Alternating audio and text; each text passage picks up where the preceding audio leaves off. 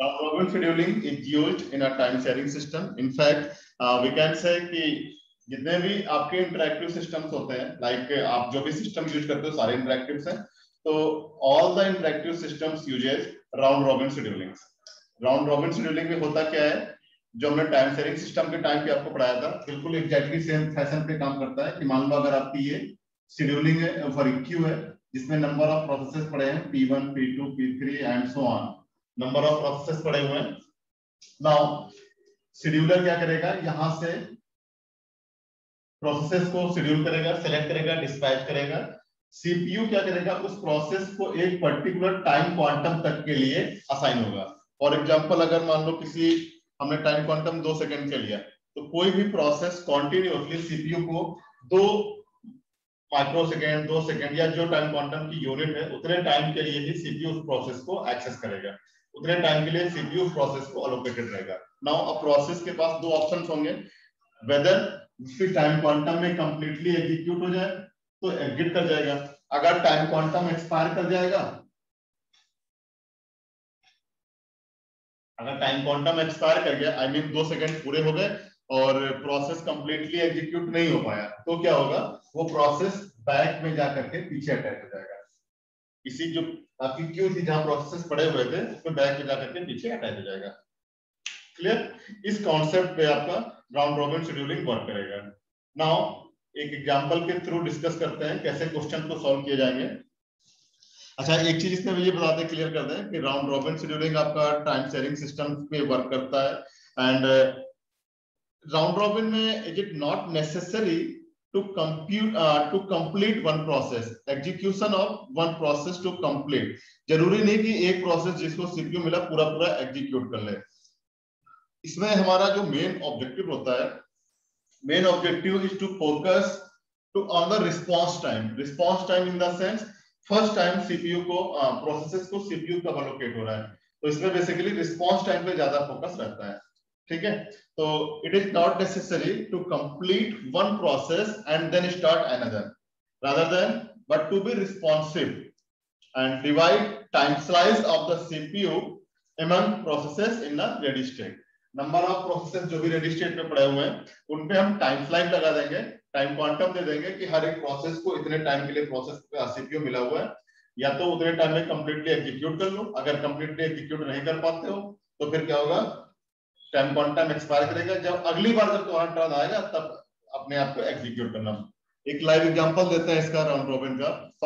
Suppose for example क्या होता है, मान लो आपकी क्लास लेनी है. आपकी क्लास सुबह 9 बजे से स्टार्ट हो जाती है, शाम को मान लो 5 बजे तक चलती है. ठीक है, मान लो मेरा सेकंड लेक्चर है, ऑपरेटिंग सिस्टम का मेरा सेकंड लेक्चर है और मैंने शेड्यूलिंग पढ़ाना स्टार्ट किया. राइट, मैंने 10 से 11 में 1 घंटे में मैं एफसीएफएस पढ़ा चुका.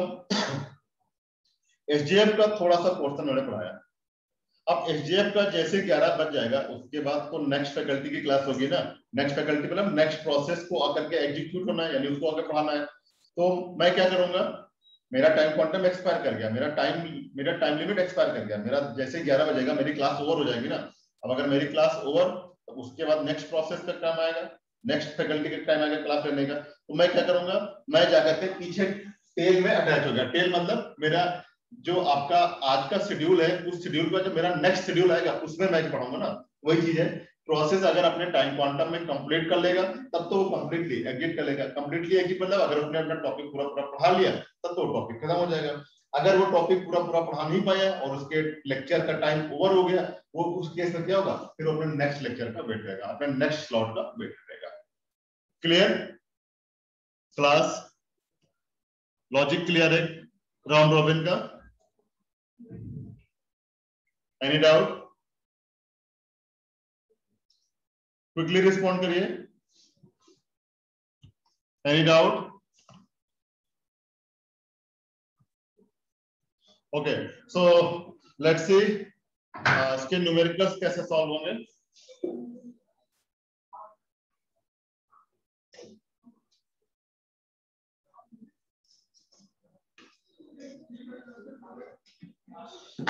Again, suppose we have a process. arrival time and burst time. Suppose we have 5 processes P0, P1, P2, P3, P4, and arrival time is 0, 1, 2, 3, 4, and burst time is 5, 3.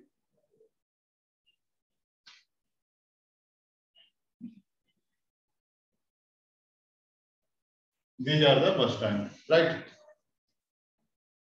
Now we have to calculate average waiting time using round robin scheduling. Now let's see कैसे questions को proceed करना है. सबसे पहले क्या करना है, Gantt chart बनाना होगा. गैंट चार्ट कर देते हैं. थोड़ा सा फोकस करना क्वेश्चन पे, कैसे क्वेश्चन को सॉल्व करना होता है. देखो ये हमारी मान लो रेडी क्यू है, जहां पर प्रोसेसेस वेट करते हैं for the location of CPU. अब देखो टाइम t इक्वल टू 0 पे प्रोसेस P0 है, टाइम t इक्वल टू 0 पे प्रोसेस P0 आ गया, राइट. अब मान लो हमने इस क्वेश्चन में टाइम क्वांटम की वैल्यू 2 ले रखी है. टाइम क्वांटम मेरा 2 है, ये क्वेश्चन में गिवन रहता है. टाइम क्वांटम मेरा 2 है. टाइम t इक्वल टू 0 पे प्रोसेस P0 रेडी क्यू में है. तो अब अगर एक सिंगल प्रोसेस है तो सीपीयू तो उसको मिलना है, सीपीयू इसको मिल गया. अब ये कितनी यूनिट अपनी कंटिन्यू एग्जीक्यूट करेगा, 2, बिकॉज टाइम क्वांटम की वैल्यू 2 है. 2 ऑप्शन है टाइम क्वांटम में, या तो पूरा पूरा एग्जीक्यूट हो जाए, या अगर पूरा एग्जीक्यूट ना हो पाए तो जाकर के बैक में अटैच हो जाए. वही पॉसिबल केसेस थे. तो इसमें अपने 2 एग्जीक्यूट कर लिए. नाउ अब देखो सबसे पहला नंबर किसका आया था, P0 का. जब तक इसने अपने 2 एग्जीक्यूट किए तब तक ये दोनों प्रोसेस आ चुके होंगे. भाई P1 का अराइवल 1 पे हो रहा है, P2 का अराइवल 2 पे हो रहा है, तो ये दोनों प्रोसेस क्यू में आ चुके होंगे. P1 भी आ गया होगा, P2 भी आ गया होगा. ये 1 पे आया है, ये 2 पे आया है. या हम ये कह लें हमारा प्रोसेस का स्ट्रक्चर ऐसा होगा, P0 पहले से था, P1 P2 और आ गया. यहां तक किसी को डाउट, किसी को डाउट यहां तक क्लास, एनी डाउट्स?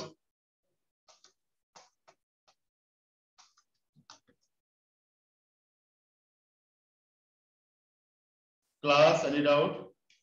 ओके, तो जब तक टाइम मेरा 2 कंप्लीट हुआ, okay explain this once again. Okay देखो टाइम t इक्वल टू 0 पे प्रोसेस P0 क्यू में आया हुआ है, तो प्रोसेस P0 को सीपीयू मिल गया.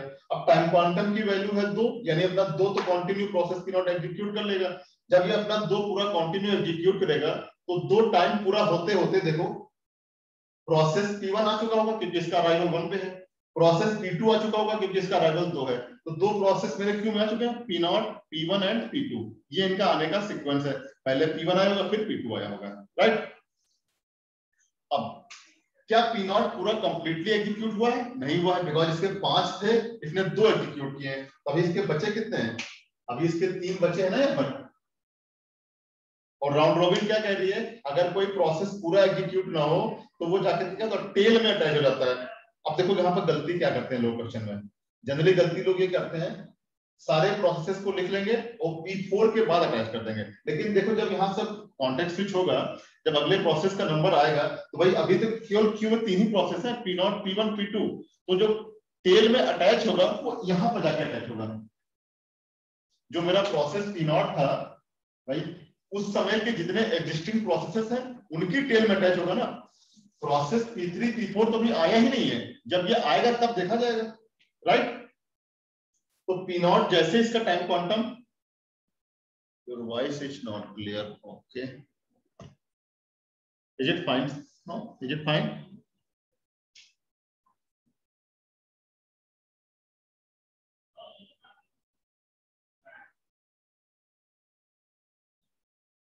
Okay okay okay. तो मैं ये कह रहा था कि भाई जब टाइम t इक्वल टू 2 पे जब प्रोसेस P0 पूरा पूरा कंप्लीट नहीं हो पाया है, टाइम क्वांटम एक्सपायर कर गया है, तो ये प्रोसेस P0 टेल में जाके अटैच होगा. अब टेल में इस समय पर्टिकुलर टाइम तक t इक्वल टू 2 तक कौन कौन प्रोसेस थे सिस्टम में, P1 और P2, तो उनकी टेल में P0 जाकर के अटैच हो गया। यहां तक क्लियर है? नाउ इस P0 ने अपना पार्शियल एग्जीक्यूशन कंप्लीट किया और जाकर के टेल में अटैच हो गया, राइट। अब इसके बाद अगला नंबर किसका आएगा, प्रोसेस P1 का। प्रोसेस P1 आया, video is buffering, okay. So now after P0, P1 will get the CPU. Now what will happen? Process P1 will complete up to their time quantum limit. Time quantum की limit कितनी है, 2, तो ये अपने 2 execute करेगा, 4 हो जाएगा, right. इसके थे कितने, 3, इसने अपने 2 कंप्लीट कर लिए, यहाँ पर 1 बचा। अच्छा, अब जब तक इसके 4 कंप्लीट होंगे तब तक देखो प्रोसेस P3 और P4 आ चुके होंगे सिस्टम में, क्योंकि प्रोसेस P3 3 पे आ रहा है, अराइवल टाइम 3 है ना उसका, 3 सेकंड पे आ रहा है। अराइवल प्रोसेस P4 जब टाइम 4 होता रहेगा, यानी यहाँ पर प्रोसेस P3 और P4 भी आ चुके होंगे। यहां तक किसी को डाउट? नाउ अब ये देखो, क्या प्रोसेस P1 कंप्लीटली एग्जीक्यूट हो रहा है? जी नहीं, बिकॉज प्रोसेस P1 का एक अभी बचा जा रहा है, और जब ये एक बच जाएगा तो ये क्या होगा, टेल में जाके अटैच होगा। अब टेल कहां होगी, P4 के बाद होगी, बिकॉज P3 P4 उससे पहले आ चुके हैं, तो P1 जाकर के यहां पर अटैच हो गया। ये P1 यहां से निकल के यहां चला गया, राइट। अब इसके बाद अगला नंबर किसका है, प्रोसेस P2 का। अब प्रोसेस P2 पे आया, प्रोसेस P2 ने देखो इसका जो टाइम है एग्जीक्यूट करने का वो एक ही है, यानी कि विद इन टाइम क्वांटम पूरा एग्जीक्यूट हो जाएगा। तो ये क्या होगा, 4 से 5। अब यहाँ पर 4 से 2 एक्स्ट्रा नहीं रखेंगे, बिकॉज ये टाइम क्वांटम में पूरा पूरा कंप्लीट हो जा रहा है ना भाई। अगर ये यहाँ पे 4 से 6 नहीं रखा जाएगा, बिकॉज इसका टाइम ही एक है एग्जीक्यूट करने का, इसको जो बर्स्ट टाइम है वो ही एक है, तो ये पूरा पूरा एग्जीक्यूट कर गया। अब जब ये पूरा पूरा एग्जीक्यूट कर जाएगा, तो अगर आपको डायग्राम याद होगा, उस केस में क्या डायरेक्टली एग्जिट करता था, यानी प्रोसेस P2 यहां से खत्म हो, प्रोसेस P2 खत्म। अगला नंबर किसका आया, प्रोसेस P0 का। फिर से प्रोसेस P0 आया। अब P0 एग्जीक्यूट कितना करना है, 3, टाइम क्वांटम कितना है 2, यानी ये अपने 2 एग्जीक्यूट कर पाएगा। इसने अपने 2 एग्जीक्यूट कर लिए, बचा कितना, 1 बचा भी इसका, राइट। अब जब ये कंप्लीटली एग्जीक्यूट नहीं कर पाया, देन व्हाट विल हैपन, ये अगेन जाकर टेल में अटैच हो जाएगा। टेल कहां पर है, यहाँ P1 पे है, P1 के बाद नंबर किसका जाएगा, P0 का। ये सीरीज यहां से कंटिन्यू हो रही है, P1 के बाद P0 आ गया। अब ये P0 मेरा यहां से निकल के पीछे चला गया। अब इसके बाद अगला नंबर किसका है, P3 का। P3 का कितना है, 2, यानी ये पूरा पूरा एग्जीक्यूट कर जाएगा। टाइम क्वांटम 2 है, इसका भी 2 है, इसने अपना पूरा पूरा एग्जीक्यूट कर लिया। 7 to 9, P3 यहां से खत्म, राइट। अगला नंबर किसका है, प्रोसेस P4 का। प्रोसेस P4 आया, P4 का कितना है, 3, एग्जीक्यूट कितना कर सकता है एक बार में, मैक्सिमम 2, इसने अपने 2 एग्जीक्यूट कर लिए, 1 बचेगा, 9 2 11 हो गया। अब जब ये पूरा एग्जीक्यूट नहीं कर पा रहा, तो जहां टेल में जाके अटैच होना है, टेल कहां पर है, P0 पे, यहां जाकर के P4 अटैच हो गया, ठीक है। ये P4 यहां से निकल के इधर चला गया, टेल में आ गया। अब अगला नंबर किसका है, प्रोसेस P1 का। अब जब प्रोसेस P1 आएगा, P1 का बचा कितना था, 1 बचा था, तो 11 और 1 12 हो जाएगा, और ये कंप्लीटली एग्जीक्यूट कर लेगा, प्रोसेस P1 खत्म। इसके बाद नेक्स्ट नंबर किसका है, प्रोसेस P0 का। P0 का कितना बचा था, 1 बचा था, ये भी अपना एक कंप्लीटली एग्जीक्यूट कर लेगा, 12 से 13 हो गया, राइट। ये भी खत्म। प्रोसेस P4 का लास्ट में क्या होता है, प्रोसेस P4।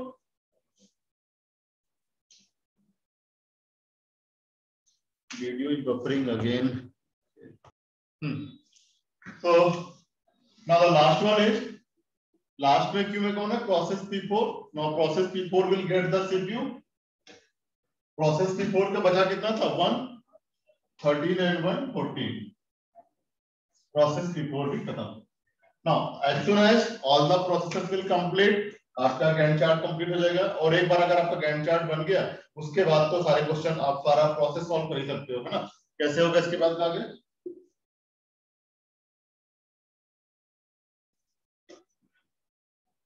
सबसे पहला काम क्या है, फिनिश टाइम।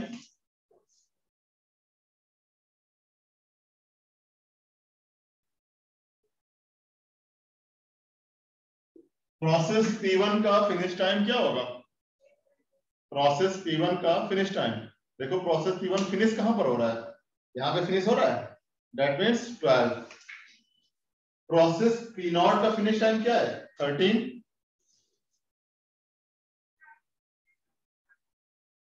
प्रोसेस P2 का फिनिश टाइम कहां है, ये है 5। प्रोसेस P3 का फिनिश टाइम कहां पर होगा, दिस वन 9। प्रोसेस P4 का फिनिश टाइम कितना होगा, 14। Right, now turn around time TAT। TAT will be what, finish time minus arrival time. Finish time कितना है, दिस वन। अराइवल टाइम क्या है, ये 13 minus 0, 12 minus 1, 5 minus 2, 9 minus 3, 14 minus 4। ये हो गया turn around time. Now waiting time, formula क्या था, turn around time TAT minus BT। BT कितना था, 5, 13 minus 5 8, 11 minus 3 8, 3 minus 1 2, 6 minus 2 4, 10 minus 3 7। Right, अब अगर एवरेज पूछ रहा है, सम divided by number of process. अगर TAT का एवरेज पूछे तो सम divided by number of process. अब भाई पूछिए जिसको जो डाउट हो,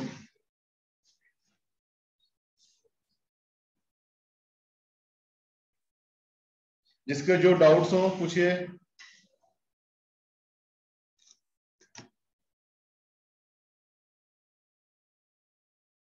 class, any doubts?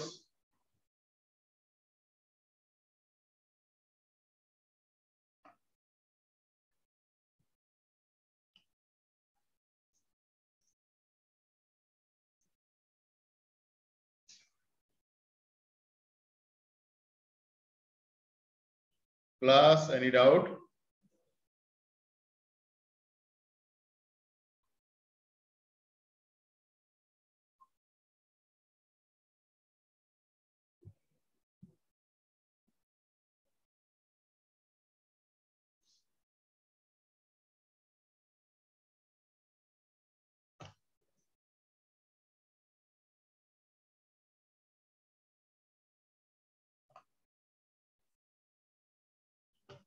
Okay, so sir 80 क्या है,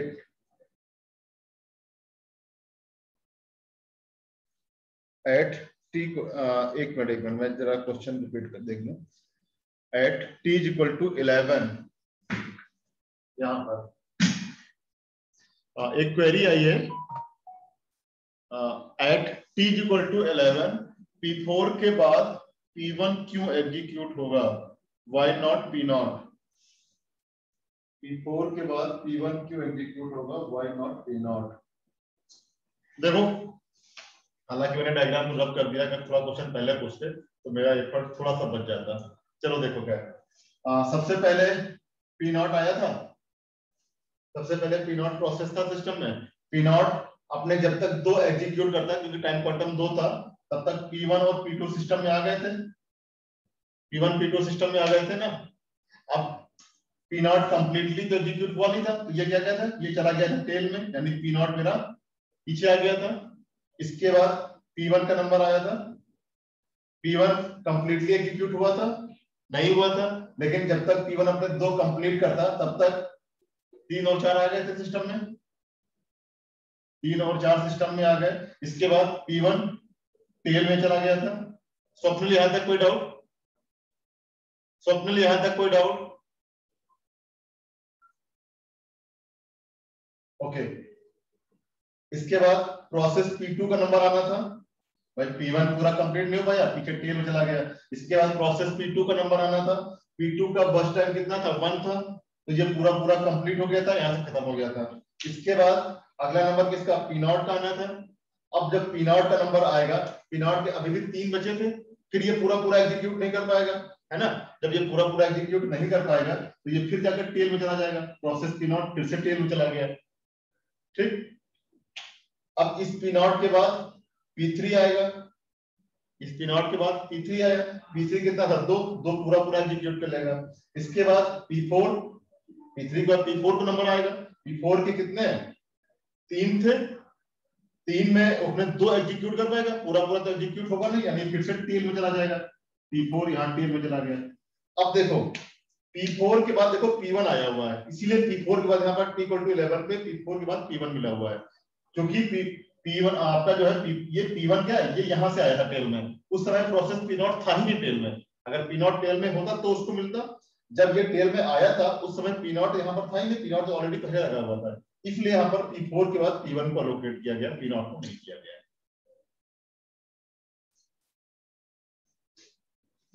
Swapnil, I hope your doubts is clear.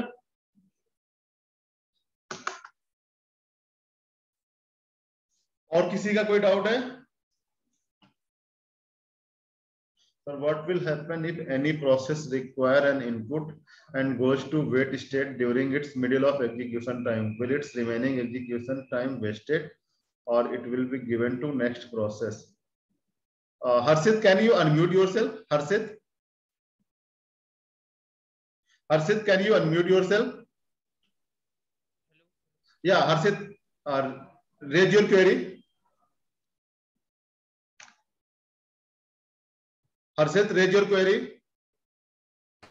Hello sir, मैं ये पूछना चाहता था कि जो रिमेनिंग एग्जीक्यूशन साइकिल है, जैसे इसमें क्वांटम जो है हमारे पास 2 है, तो जैसे कि फर्स्ट क्वांटम टाइम है उसने इनपुट चाहिए उसे, तो जो रिमेनिंग क्वांटम टाइम है उसका वो वेस्टेड होगा कि नेक्स्ट प्रोसेस को मिल जाएगा?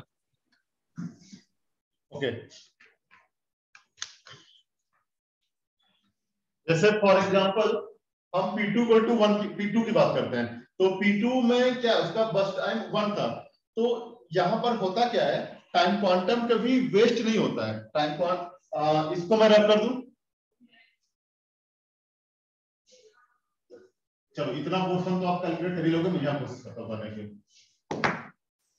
जो आपका टाइम क्वांटम होगा, वो टाइम क्वांटम की जो भी वैल्यू होगी, एक पर्टिकुलर प्रोसेस उतने पर्टिकुलर टाइम के लिए, मैक्सिमम उतने पर्टिकुलर टाइम के लिए किसी सीपीयू को अलोकेट हो सकता है।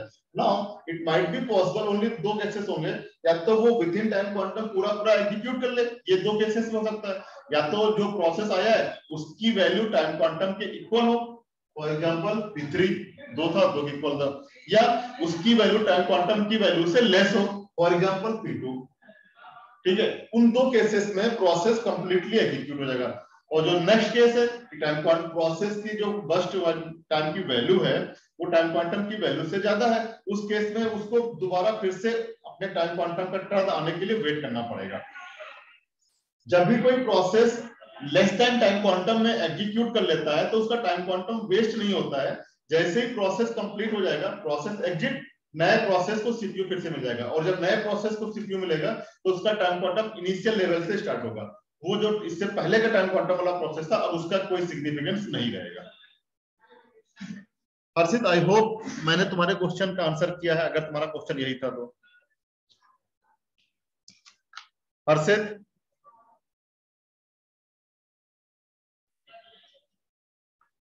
यस सर, क्लियर है sir. Okay okay, any other query from anyone? Any other query?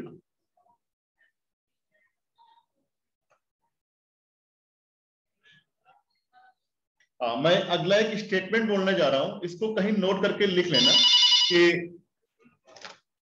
जो आपका राउंड रॉबिन एल्गोरिथम है, इसका जो एडवांटेज है, ये basically performs best in terms of average response time.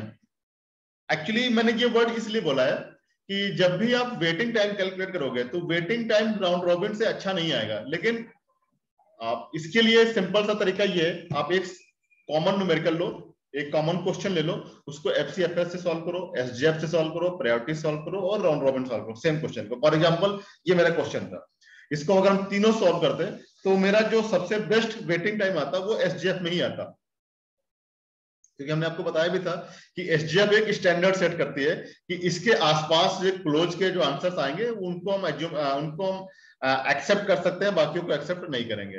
Right, मेरी आवाज आ रही है ना?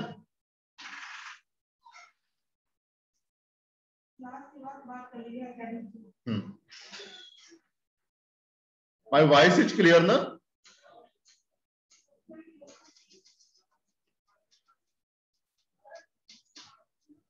ओके, तो बेसिकली राउंड रॉबिन एल्गोरिथम हमारा जहां पर हमें रिस्पांस टाइम अच्छा चाहिए होता है, हम वहां पे अप्लाई करते हैं। फॉर एग्जांपल, जैसे आपका सिस्टम है, लैपटॉप यूज कर रहे हो, आपका अभी जूम चल रहा होगा, हो सकता है कुछ लोगों के बैकग्राउंड में गेम भी चल रहे हो, या कुछ लोगों ने पीछे ऑपरेटिंग सिस्टम के नोट्स ओपन कर रखे हो, तो आपका एक जूम का प्रोसेस चल रहा है, एक पीछे वीएलसी मीडिया का प्रोसेस चल रहा है, एक आपने डॉक फाइल ओपन कर रखी है, उसका प्रोसेस अलग चल रहा है। आप चाहते हो कि मुझे सबसे रिस्पॉन्स मिले, यानी आपका रिस्पॉन्स टाइम अच्छा चाहते हो, आप चाहते हो ना कि मतलब मुझे ये लगे कि ये भी चल रहा वो भी चल रहा। हालांकि अब तो खैर मल्टीपल प्रोसेसर्स के सिस्टम आने लगे हैं, तो कुछ हद तक ये मतलब चीजें आसान भी हो गई हैं, लेकिन यू कैन एज्यूम आज से 6-7 साल पहले जब सिंगल प्रोसेसर्स के सिस्टम आते थे, सिंगल कोर वाले प्रोसेसर्स होते थे, तो उसमें भी आपका टाइम शेयरिंग सिस्टम चलता था, और वहां पर हमारी एक्सपेक्टेशन क्या रहती थी कि अगर मेरे सिस्टम पे वीएलसी भी ओपन है, सॉलिटेयर भी ओपन है, नेट ब्राउजिंग भी चल रही है, मैं चाहूंगा कि म्यूजिक भी साथ में लगातार मेरे कान में बजता रहे, मैं लगातार नेट पे सर्फिंग भी करता रहूं और इधर मैं गेम भी खेलता रहूं, मतलब मल्टीपल टास्क एक साथ चलती रहे। तो ये भाई पॉसिबल ऐसे तो नहीं पॉसिबल है ना, अगर आपके पास प्रोसेसर एक ही है तो वो तो एक टाइम पे एक ही काम करेगा। उसका सोल्यूशन क्या था, प्रोसेसर की स्विचिंग करा दो among the number of processors. वही काम यहाँ पर होता है कि टाइम क्वांटम हम दे करके एक फिक्स टाइम क्वांटम दे देंगे, एक प्रोसेस को इतने टाइम के लिए प्रोसेस सीपीयू मिल पाएगा। जो हमने टाइम क्वांटम की वैल्यू 2 ली है, ये 2 एक्चुअल नहीं होता, ये माइक्रो सेकेंड्स में होती है, मतलब माइक्रो सेकेंड में नैनो सेकेंड्स इतना होता है। आपकी नॉर्मल आईज डिटेक्ट नहीं कर पाएंगी कब सीपीयू एक प्रोसेस से दूसरे प्रोसेस पे स्विच कर गया, ये इतने फ्रीक्वेंटली होता है। ये सब पॉइंट्स हमने आपको जब टाइम शेयरिंग सिस्टम पढ़ाया था तब मैंने मेरे ख्याल से डिस्कस किया था। Switching occurs so frequently that our normal eyes are not able to detect the switching among the processes, right. तो हमारे पास हमने जो 4 शेड्यूलिंग एल्गोरिथम्स पढ़ी हैं, ये चारों शेड्यूलिंग एल्गोरिथम्स कौन सी एल्गोरिथम कौन सी कैटेगरी में किस पर्टिकुलर पॉइंट पे यूज की जाएगी, ये सब उस पर डिपेंड करता है। हर एल्गोरिथम हर एक जगह पर यूज नहीं की जाती है। ये हमें डिसीजन लेना पड़ेगा कि हम अपने सिस्टम में क्या रिस्पांस चाहते हैं, कैसे किस टाइप का आउटपुट चाहते हैं, क्या रिक्वायरमेंट हमारी है, उस रिक्वायरमेंट के बेसिस पे हम हमेशा क्या करेंगे, एल्गोरिथम को चूज करेंगे और उसके अकॉर्डिंग एल्गोरिथम को अप्लाई करेंगे, राइट। फॉर एग्जाम्पल, जैसे मान लो आपके पास एक कोई इमरजेंसी में आपको जो है सिस्टम प्रोसेस में कुछ चेंजेस करने हैं, है ना। आपके पास कोई इमरजेंसी आ गई और आपको सिस्टम प्रोसेस में कुछ चेंजेस करने, कुछ मॉडिफिकेशंस करने। अब यहाँ पर आप ना तो एफसीएफएस अप्लाई करोगे, ना तो एसजेएफ अप्लाई करोगे, ना ही राउंड रॉबिन अप्लाई करोगे। अब आपको यहाँ पर प्रायोरिटी लगानी पड़ेगी, क्योंकि आपको पता है कि आपकी पहली रिक्वायरमेंट क्या है, पहले सिस्टम प्रोसेस करेक्ट हो, उसके बाद ये कार्य काम होंगे, राइट।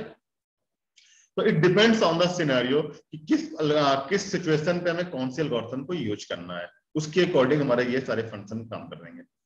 बाकी हमें सारे एल्गोरिथम्स की वर्किंग पता है, कौन कैसे काम करेगी ये हमें पता होना चाहिए।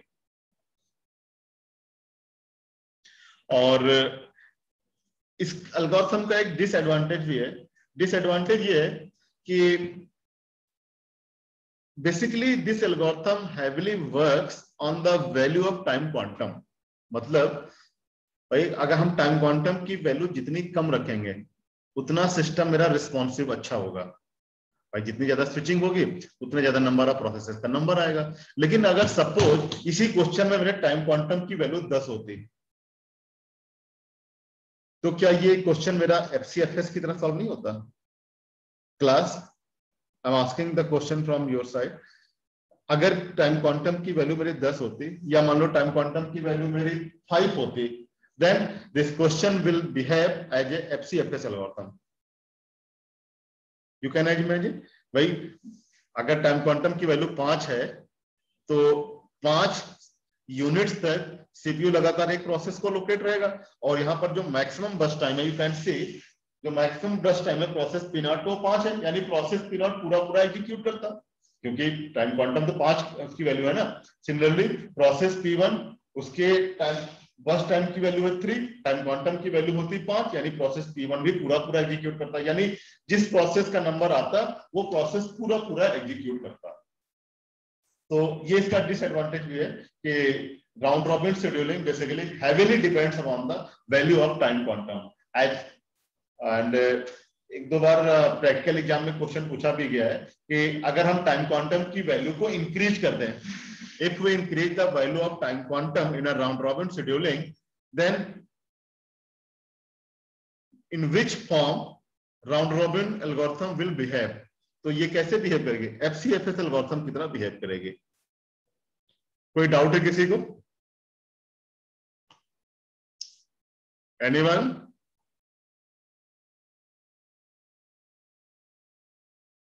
क्लास? बहुत बोलना पड़ता भाई, पूछना पड़ता मुझे आप लोगों को। आप तुरंत तुरंत रिस्पॉन्स किया करिए।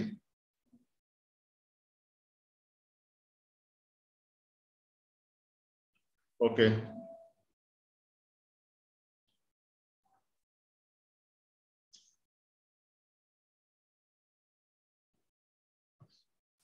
ओके, सो एक क्वेश्चन देते हैं एंड अच्छा, एक चीज आप लोगों को अगर याद होगा, आज से 2 क्लासेस पहले हमने जब SGF पढ़ाया था, तो अगर क्वेश्चन में अराइवल टाइम दे रखा है,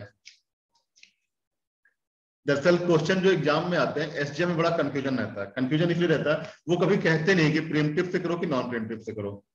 अगर क्वेश्चन में अराइवल टाइम दे रखा है, ध्यान रखना, नोट कर लो कहीं पर, अगर SGF के क्वेश्चन में अराइवल टाइम दे रखा है, in that case by default आप उसको प्रीमिटिव से ही सॉल्व करेंगे।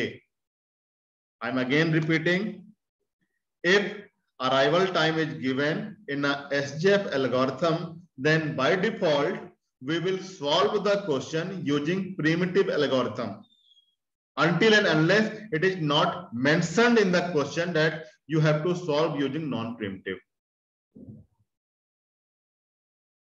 जब तक क्वेश्चन में मेंशन नहीं होगा कि आपको नॉन प्रिमिटिव से करना है और अगर अराइवल टाइम दे रखा है, तो आप उसको बाय डिफॉल्ट प्रिमिटिव से ही सॉल्व करेंगे। इसको नोट कर लो कहीं पर, इस चीज को जो हमने स्टेटमेंट बोला है। I hope I am very clear to my point what I have told you.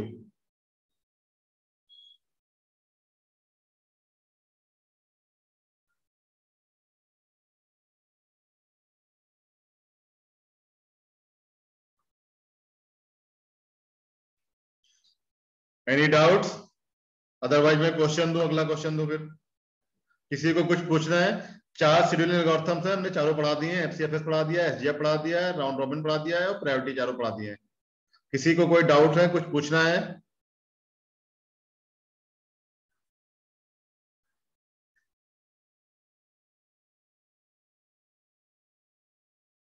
Okay, मैं मीटिंग को रिक्रिएट करता हूं बिकॉज टाइम इसमें ओवर होने वाला है। आप लोग मीटिंग को ज्वाइन करिए, उसमें मैं नया क्वेश्चन देता हूं। ठीक है, मीटिंग को मैं रीस्टार्ट कर रहा हूं।